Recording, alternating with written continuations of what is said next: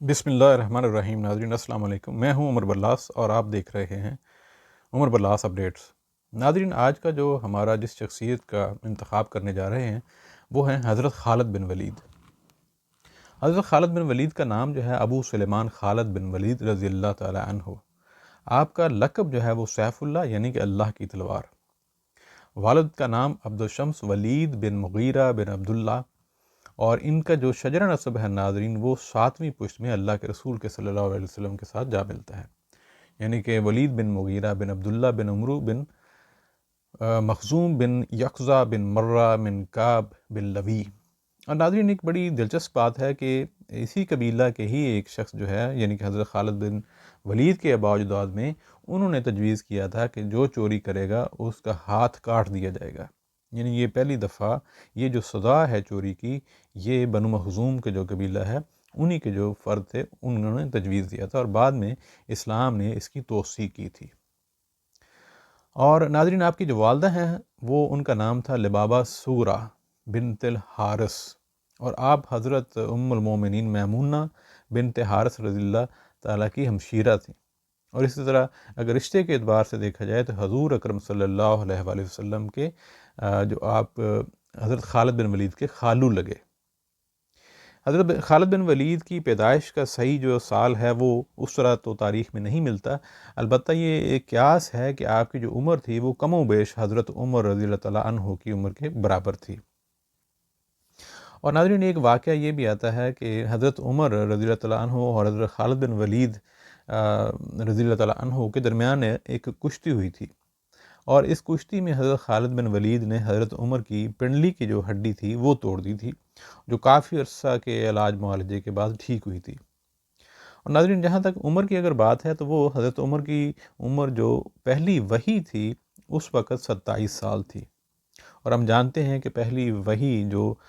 تاریخ کی کتابوں میں ہمیں ملتا ہے وہ 12 فروری اور 610 عیسوی میں ہوئی تھی۔ تو اس حساب سے اگر دیکھا جائے تو حضرت خالد بن ولید کی جو عمر ہے وہ 583 عیسوی بنتی ہے۔ ناظرین حضرت خالد بن ولید کی تربیت جو ہے وہ بڑے زبردست انداز سے ہوئی۔ اس کی ایک وجہ یہ بھی تھی کہ ان کے والد جو ہیں وہ قبیلہ کے سردار تھے، اور جب قبیلہ کے سردار تھے تو ہر قسم کی جو ہے ان کو سہولت میسر تھی، اور یہ وہ ان کا جو قبیلہ تھا یا ان کے جو عرب کے آپ کو پتہ قریش کے مختلف جو قبائل تھے ان کے مختلف انتظامات کرنے کے مختلف ذمہ داریاں تھیں۔ جو ان کا قبیلہ تھا جو اس کی ذمہ داری تھی وہ تھی عسکری لحاظ سے، یعنی کہ جنگی کیمپ کا سارا انتظام، گھوڑوں کی نگہداشت، تو ساری کی ساری تربیت اس لحاظ سے بہت اعلیٰ ہوئی تھی کہ جنگی جو حکمت عملی، جنگی انتظامات، جنگی جو کیمپس اور گھوڑے، اس ساری کی ساری خالد بن ولید کو بچپن سے ہی ان کے ساتھ بڑی اچھی جانکاری تھی۔ ناظرین ان کی جو آباء و اجداد میں اگر بنو مخزوم کی بات کی جائے تو بے انتہا جو ہے وہ ایسے مشاہیر ملتے ہیں کہ جو بہت زیادہ دماغ والے تھے، بڑے ذہین لوگ تھے، اور بڑا اعلیٰ مرتبہ تھا ان کا۔ یعنی کہ اگر کعبہ کی تعمیر کے حوالے سے بات کی جائے تو جو حلال رقم استعمال کرنے کا جو آئیڈیا تھا وہ بھی حضرت خالد بن ولید کے ہی آباء و اجداد سے آیا تھا۔ یعنی کہ کعبہ کی تعمیر جو ہے وہ صرف اور صرف حلال رقم سے ہی ہونی چاہیے، اور یہ آئیڈیا جو ہے وہ آپ کے ماموں جو ابو وہب بن عمرو انہوں نے دیا تھا۔ اسی طرح ناظرین جو آپ کے چچا تھے ابو امیہ بن مغیرہ، یہ جو خانہ کعبہ کی جو آپ کو پتہ ہوگا کہ تعمیر میں ایک جھگڑا ہوا تھا کہ ہر کوئی چاہتا تھا کہ جو ہے وہ حجر اسود جو ہے وہ ہمارا قبیلہ رکھے ہمارا، تو وہ مختلف جو قبائل تھے آپس میں لڑائی جھگڑ کر رہے تھے۔ تو لڑائی جھگڑے میں جو سب سے پہلے جو تجویز دی تھی کہ آپ آپس میں ہم خانہ جنگی نہ کریں، ہم یہ کریں کہ جو بھی کل جو پہلا شخص جو خانہ کعبہ میں داخل ہوگا وہ اس کا فیصلہ کر دے گا، اور یہ تجویز جو ہے آپ کے چچا نے دی تھی جو ابو امیہ بن مغیرہ تھے۔ لہٰذا اگلے دن آپ کے علم میں ہے کہ وہ سب سے پہلے حضور اکرم صلی اللہ علیہ وآلہ وسلم خانہ کعبہ میں داخل ہوئے تھے، اور پھر انہوں نے مشورہ دیا تھا کہ ہم ایسا کرتے ہیں کہ چادر لیتے ہیں اور حجر اسود کو اس میں رکھ دیتے ہیں، اور جو چاروں سردار ہوں گے وہ چاروں کونے پکڑ لیں گے۔ لہذا ان چاروں سرداروں میں جو ایک سردار جو تھے وہ آپ کے چچا تھے ابو حذیفہ بن مغیرہ، لہذا انہوں نے، اور باقی جو تین تھے عتبہ بن ربیعہ، اسود بن عبد المطلب اور قیس بن عدی، یہ چاروں سردار نے پکڑ کے حجر اسود کو اپنی جگہ پہ رکھا تھا۔ ایک ان کی ناظرین تیسرے چچا تھے فاقہ بن مغیرہ، جو کہ انتہائی مہمان نواز تھے، یعنی کہ عرب کے اس ماحول میں اگر مہمان نوازی کی بات کی جائے تو ان کے چچا کا نام سب سے پہلے آتا تھا، اور انہوں نے ایک ایسا لنگر خانہ بنایا ہوا تھا جس کا نام تھا بیت الضیافت، اور ہر شخص کے لیے وہ کھانا فری تھا، جو شخص بھی جاتا وہاں کھانا کھاتا اور اپنے کام کاج پہ جا سکتا تھا، یعنی کہ سب کے لیے وہ دسترخوان فری تھا۔ اسی طرح ان کے ایک اور چچا تھے ہشام بن مغیرہ، جو حرب فجار کے موقع پہ انہوں نے بنو مخزوم کی قیادت کی تھی۔ ناظرین، حضرت خالد بن ولید کل 7 بھائی تھے، جس میں عاص، ابو قیس، عبد شمس، ہشام، ولید، خالد، عمارہ، یہ 7 بھائی تھے۔ بہنیں ان کی جو تھیں وہ 2 تھیں، فاختہ اور فاطمہ۔ جو فاختہ کے جو شوہر تھے وہ صفوان ابن امیہ، اور جو فاطمہ کے شوہر تھے وہ حارث بن ہشام مخزومی۔ اور اس لحاظ سے ناظرین کا جو خالد بن ولید کی جو طبیعت تھی وہ اسلام کے لحاظ سے یا اسلام سے مطابقت نہیں رکھتی تھی شروع میں، بلکہ آپ کو علم ہوگا جو جنگ احد میں مسلمانوں کو جو بھاری قیمت چکانا پڑی تھی، اور اس کی جو وجہ یہ بنی تھی وہ خالد بن ولید ہی تھے۔ یعنی کہ جب صحابہ کرام جو تھے یہ سمجھ بیٹھے کہ جنگ ختم ہو گئی ہے، اور حضور اکرم صلی اللہ علیہ وسلم نے جب ایک دستے کو باقاعدہ طور پہ کہا تھا کہ آپ نے اس درے سے نہیں ہٹنا، لیکن جب یہ ماحول بن گیا کہ جنگ ختم ہوگی اور ہر ایک جو ہے مال غنیمت جو ہے وہ سنبھالنے کے اس چکر میں آپ کہہ لیں کہ سارے کے سارے وہاں مصروف ہو گئے، تو پھر وہ دستہ اپنی جگہ سے ہٹ گیا۔ تو خالد بن ولید ہی تھے جب یہ واپس جا رہے تھے، جب انہوں نے دیکھا کہ درہ تو خالی ہے، اور پھر مسلمانوں پہ دوبارہ حملہ کیا تھا۔ یعنی کہ حضرت خالد بن ولید وہ سپہ سالار ہیں کہ جو زندگی بھر کوئی بھی مارکہ نہیں ہارے تھے، چاہے وہ اسلام کے جب آ گئے تھے یا وہ جب نان مسلم تھے۔ اور جنگ خندق میں بھی حضرت خالد بن ولید ساری رات جو ہے وہ گشت کرتے رہتے تھے، اور دیکھتے تھے کہ کہاں پہ جو ہے وہ مسلمان جو ہیں اور خندق کا ایسا کوئی راستہ مل جائے جس سے وہ خندق کو پار کر کے مسلمانوں پہ حملہ کریں۔ اسی طرح جب حدیبیہ کا معاملہ ہوا تھا، صلح حدیبیہ، تو وہاں پہ بھی حضرت خالد بن ولید نے تقریباً 200 سوار بھیجے تھے تاکہ مسلمانوں کے حالات کو معلوم کیا جائے۔ اور وہ وقت تھا کہ حضرت خالد بن ولید نے 2 دفعہ جو ہے اپنے ساتھیوں کے ہمراہ وہ مسلسل نگرانی کر رہے تھے، اور جب ظہر اور عصر کی نماز کا وقت ہوا تو حضرت خالد بن ولید نے ارادہ کیا کہ اب مسلمانوں پہ حملہ کر دینا چاہیے، لہٰذا اللہ تعالیٰ نے حضور اکرم صلی اللہ علیہ وآلہ وسلم کو یہ خبر کر دی کہ حملہ ہونے والا ہے، یا اس طرح کی صورتحال کفار سوچ رہے ہیں۔ تو پھر آپ کو یاد ہوگا کہ نماز خوف پڑھنے کا حکم ہوا تھا، اور یہ پھر تھا کہ آدھا دستہ پہلے نماز پڑھے اور آدھا دستہ نگرانی کرے۔ اور یہ معاملہ اس وجہ سے ہوا کہ حضرت خالد بن ولید کی یہ جو چال تھی کہ جب مسلمان نماز میں مصروف ہوں گے تو ان پہ حملہ کیا جائے گا، اور جس کے بعد اللہ تعالیٰ نے حضور اکرم صلی اللہ علیہ وسلم کو خبر دی، اور اس کے بعد پھر یہ حضرت خالد بن ولید نے ارادہ ترک کر دیا تھا۔ ناظرین، حضرت خالد بن ولید جو ہے وہ ان کے ذہن میں بے چینی تو تھی، خاص طور پہ مسلمانوں کے حوالے سے، اسلام کے حوالے سے۔ کبھی کبھی ان کا دل چاہتا تھا کہ مکہ کو وہ چھوڑ جائیں، اور وہ خود کہتے ہیں کہ میرا دل چاہتا تھا کہ میں حبشہ چلا جاؤں، لیکن وہاں پہ بھی مسئلہ یہ تھا کہ وہاں کے جو بادشاہ نجاشی تھے وہ مسلمانوں کے لیے نرم گوشہ رکھتے تھے، یعنی کہ مسلمانوں کے لیے ان کو اس قدر نفرت تھی اسلام سے پہلے، یا یوں کہہ لیں کہ بڑے جذباتی آدمی تھے کہ اسلام کے ساتھ ان کو نفرت تھی جب وہ اسلام میں داخل نہیں ہوئے تھے۔ کبھی ان کا دل چاہتا کہ وہ شاہ ہرقل کے پاس چلے جائیں اور نصرانیت یا یہودیت اختیار کر لیں اور خطہ عرب کو خیر آباد کہہ دیں، یعنی اس قدر انتہا کے وہ ایک جذبات کی کہہ لیں ایموشنز والے آدمی تھے۔ ناظرین، ایک یا یوں کہہ لیں کہ شدت والے آدمی تھے، اور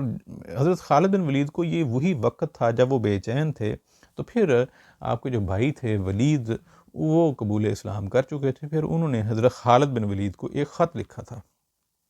اس کی عبارت یہاں پہ تھوڑی سی میں پڑھ دیتا ہوں۔ خط میں یہ تھا کہ بھائی، نامعلوم آج حضرت کو تم خود بخود کیوں یاد آ گئے؟ فرماتے تھے خالد پر اسلام کی حقانیت ظاہر ہو چکی ہے، وہ اسلام کیوں نہیں لاتا؟ بھائی، تمہارے لیے یہی مناسب ہے کہ جلد آ کر دولت اسلام حاصل کر لو، اور اس میں ایک لمحہ کی بھی تاخیر نہ کرو۔ حضرت خالد فرماتے ہیں کہ خط پڑھنے کے بعد میری حالت عجیب قسم کی پھر ہوگی۔ دل چاہا کہ میرے اندر کی بے سکونی کو سکون ملنے میں کوئی واحد اگر حل ہے تو میرا خیال ہے کہ وہ میں اللہ کے رسول کے پاس چلا جاؤں اور اسلام کو قبول کر لوں، شاید اس سے میرے دل کو سکون ہو جائے۔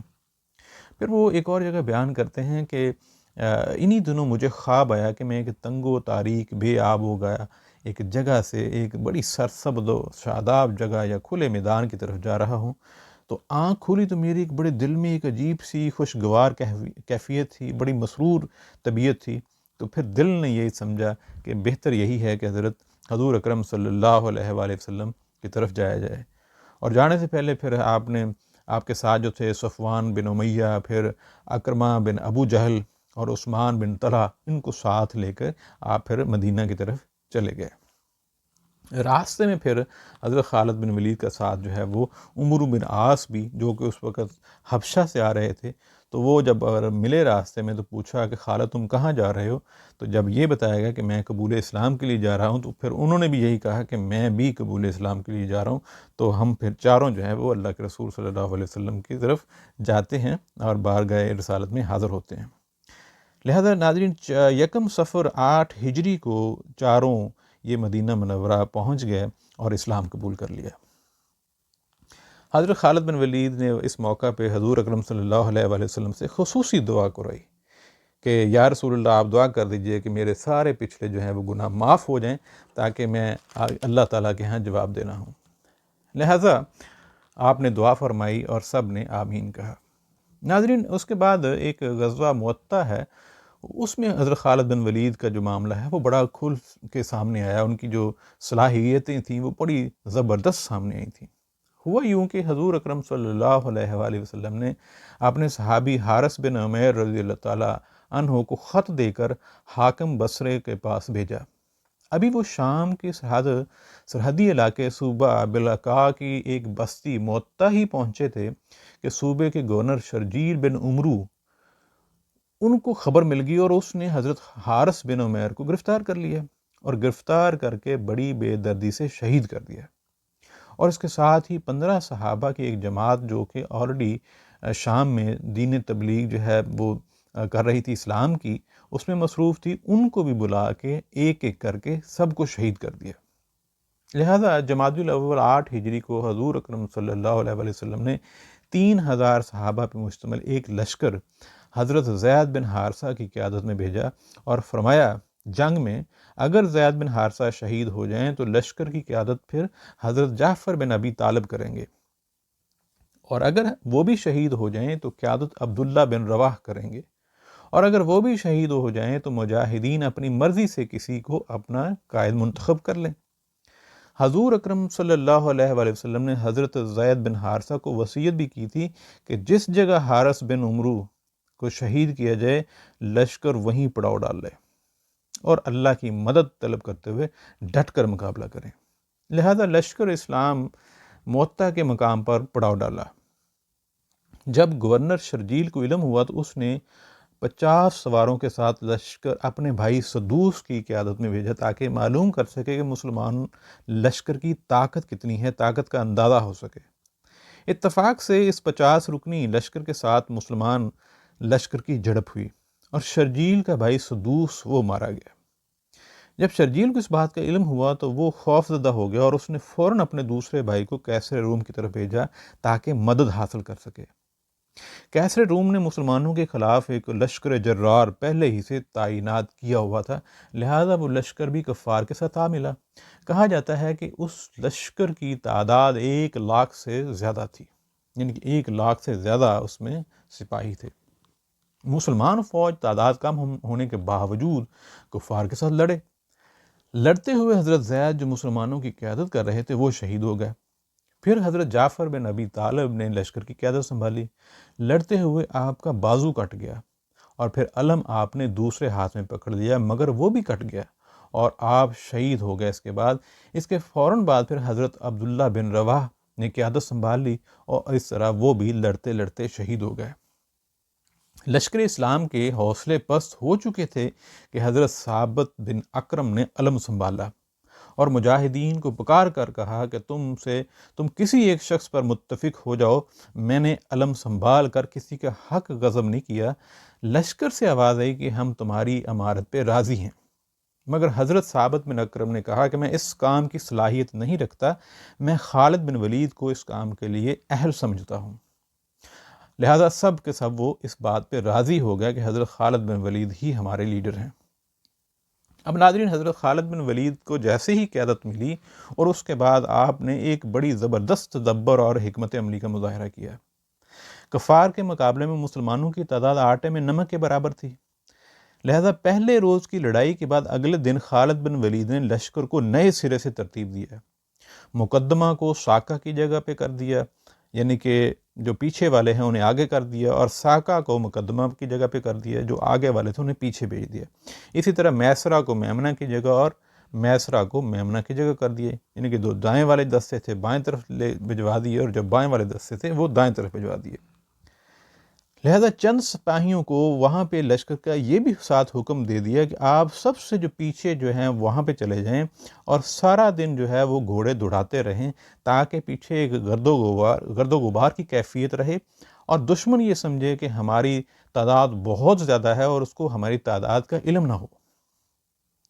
ناظرین، یہ کمال کی حکمت عملی تھی، اور اس ترتیب سے دشمن کو احساس ہوا کہ مسلمانوں کی فوج میں اضافہ ہو گیا ہے اور پیچھے سے تعداد دم فوج آ گئی ہے، کیونکہ جب اگلے دن جو دستوں کے سامنے نیا دستہ دیکھا تو وہ نہیں تھا جو کل والے تھے، لہٰذا اس طرح ان کے دلوں پہ ایک چیز طاری ہو گئی کہ یہ راتوں رات جو ہے مسلمانوں کے ساتھ بہت سارے پیچھے سے دستے نئے شامل ہو گئے ہیں۔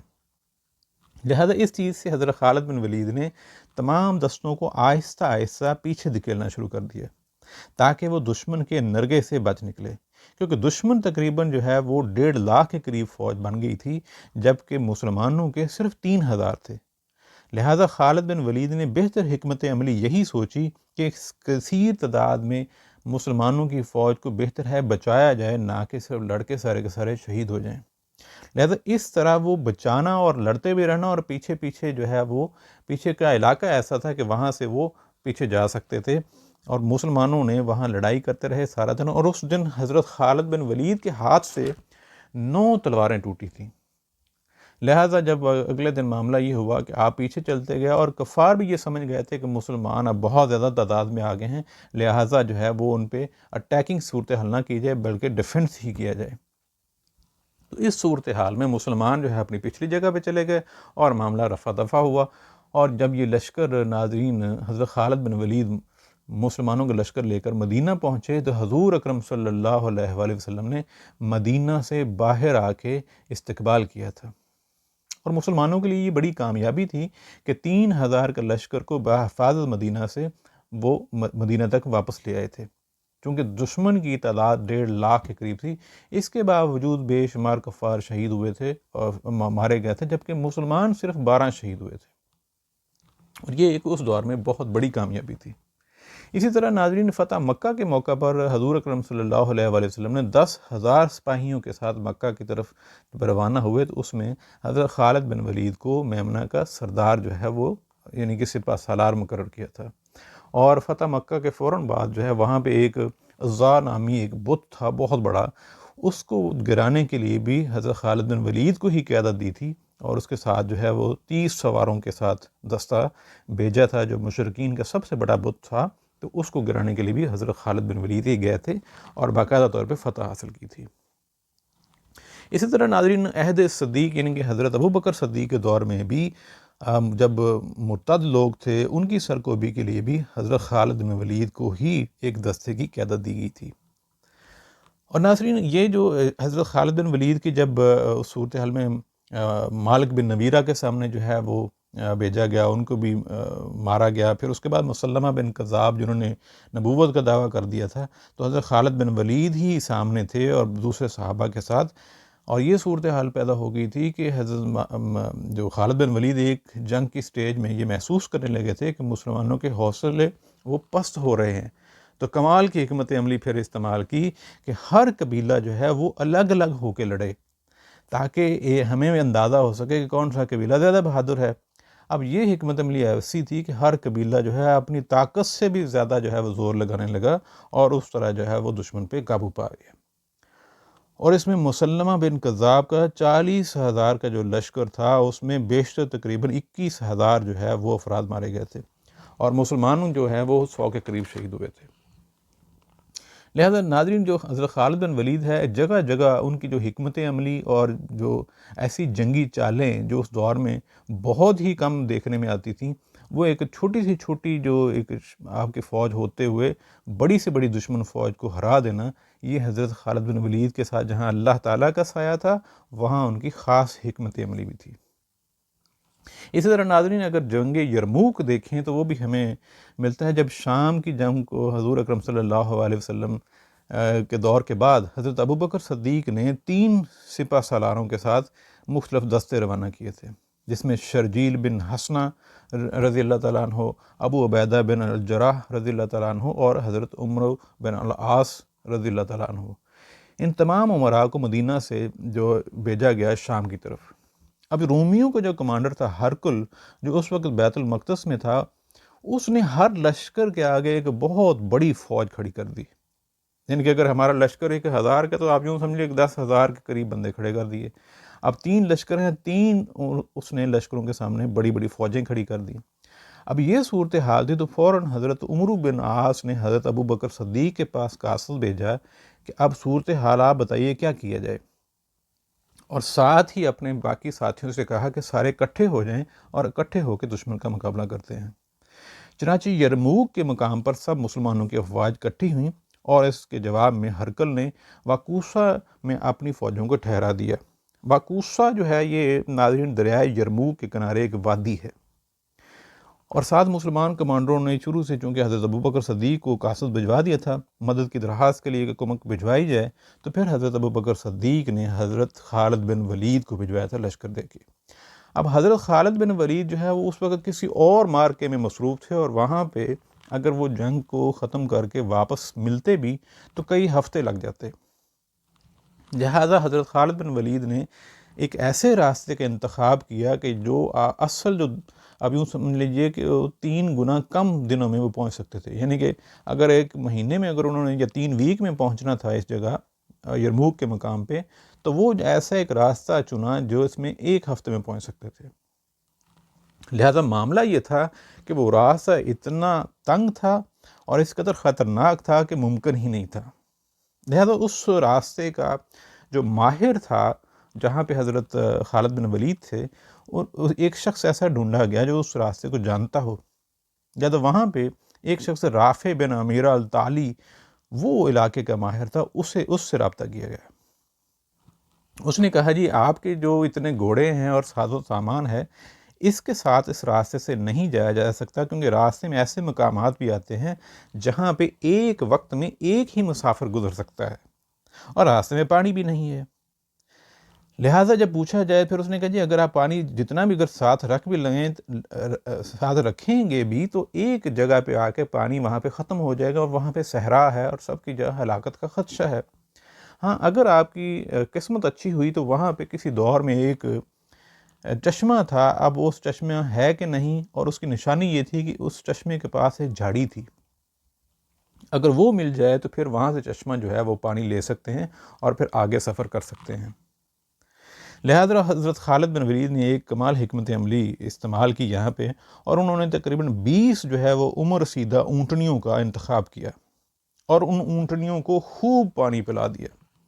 پہلے پیاسا رکھا، جب پیاسا وہ شدت پیاس ہوگی اور اس کے بعد پھر انہوں نے پانی دیا گیا تو ان اونٹنیوں نے خوب پانی پی لیا، پھر ان اونٹنیوں کے منہ بند کر دیے۔ اب ناظرین ہوتا یہ تھا کہ جہاں پہ بھی مسلمانوں کا اس دور میں یہ جو بھی فوج جاتی، جب جہاں پہ بھی پڑاؤ ڈالتا وہاں پہ انہوں نے کھانا ہوتا تھا، اور کھانے کے لیے جو گوشت ہوتا تھا وہ اونٹوں کا ہی ہوتا تھا، لہذا ہر راستے میں جہاں رات پڑتی وہ 4 اونٹنیاں جو ہیں وہ جن کو پانی پلایا ہوتا وہ ان کو ذبح کرتے، اور ان کے اسٹمک سے وہ سارے کا سارا پانی نکال کے محفوظ کرتے، اس پانی سے وہ باقی جانوروں کو پانی پلاتے، اور اس طرح وہ آگے بڑھتے۔ لہذا راستے میں جو 2 ٹیلوں کے درمیان وہ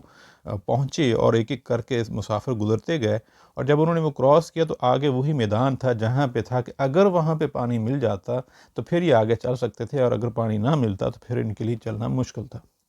اب صورتحال یہ تھی کہ وہ جب وہاں پہنچے جس جگہ جھاڑی ہو سکتی تھی وہاں پہ کسی جھاڑی کا نام و نشان ہی نہ تھا۔ اب جھاڑی کا نام و نشان نہ تھا تو ان کو بڑی بری سی صورتحال پیدا ہوگی، کیونکہ وہ جو رافع وہ تھا، اس نے کہا جی اب تو ہلاکت ہی نظر آ رہی ہے، لہٰذا پھر بھی اللہ کو یاد کرتے ہوئے وہ ڈھونڈتے رہے۔ تو اچانک وہاں پہ انہیں ایک جو ہے جھاڑی کا ایک چھوٹا سا جو تنا مل گیا، یا یوں کہہ لیں کہ اس کا سراغ مل گیا، کیونکہ جھاڑی جو اوپر سے ختم ہو چکی تھی۔ تو فوراً باقی صحابہ نے وہاں پہ ڈگنگ کی، اور اس کے بعد پھر انہیں پانی کا وہاں آثار مل گئے۔ جب پانی کے آثار مل گئے، سب کی جان میں آئی، اور اس کے بعد سب نے پانی پیا، اور ساتھ پھر پانی لے کے وہ آگے چلے گئے۔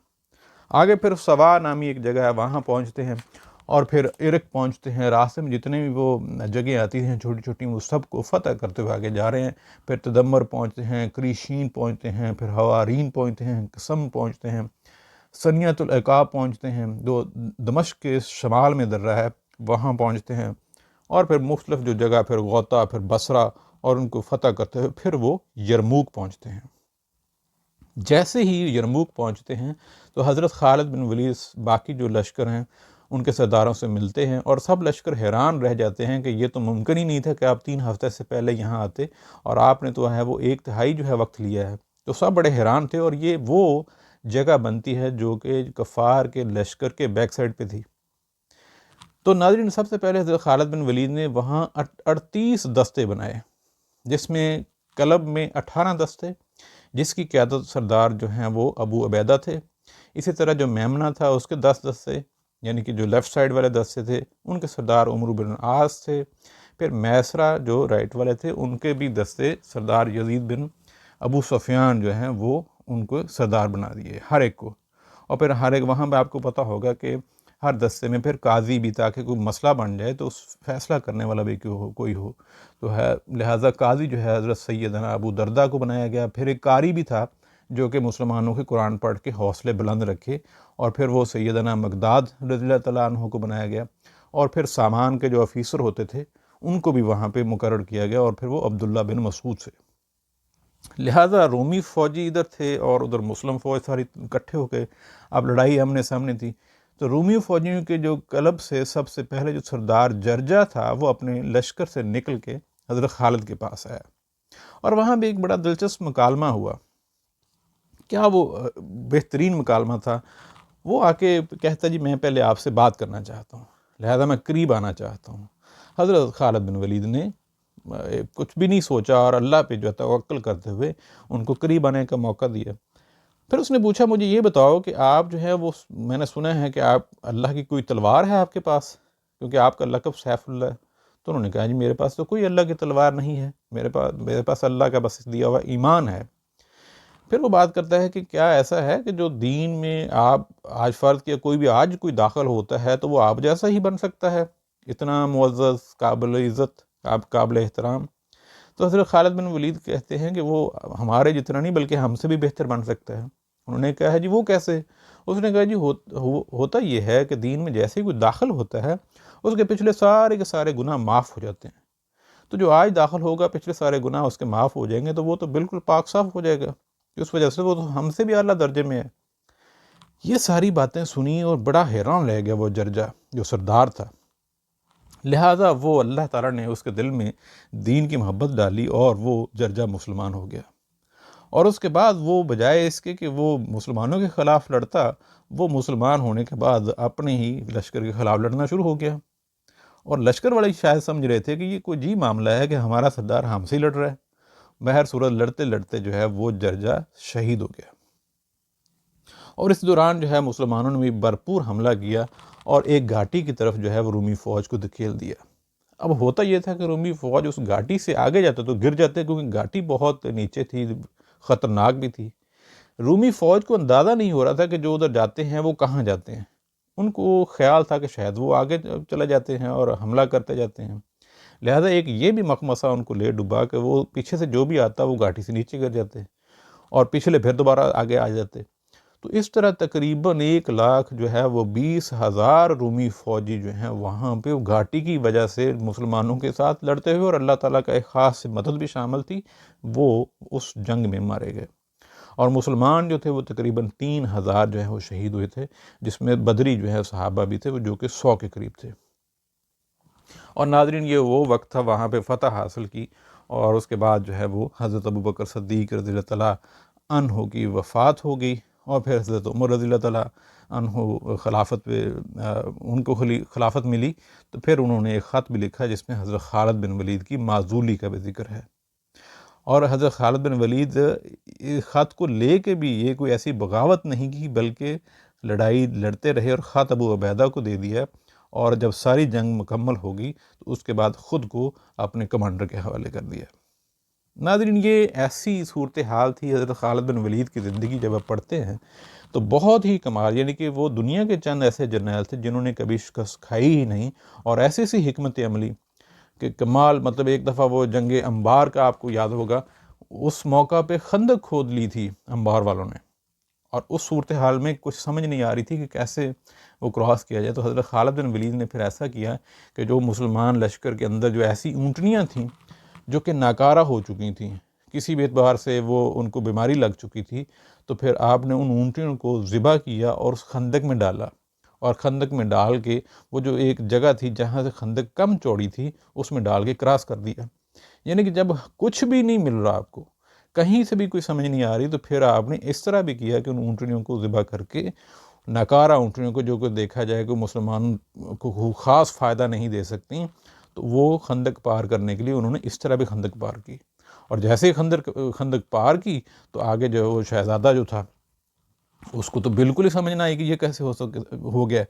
لہٰذا اس نے فوراً جان بخشی کی، اور وہاں سے جو ہے ایک دستہ لے جا کے کچھ ساز و سامان، اور وہاں سے جو ہے وہ نکل گیا۔ یعنی کہ حضرت خالد بن ولید جہاں جاتے، ایک تو کفار کے دلوں پہ ایسی دہشت طاری ہو جاتی تھی کہ آج یہ تو ویسے ہی شکست مان لیتے تھے۔ ناظرین، مسلمانوں کو اللہ تعالیٰ نے ایسے ایسے عظیم سپہ سالار دیے ہیں۔ آج اتنا ہی، انشاءاللہ پھر کسی اور دن کسی اور بڑے مسلم شخصیت کی بات ہوگی۔ اپنا خیال رکھیے گا۔ اللہ حافظ۔ السلام علیکم۔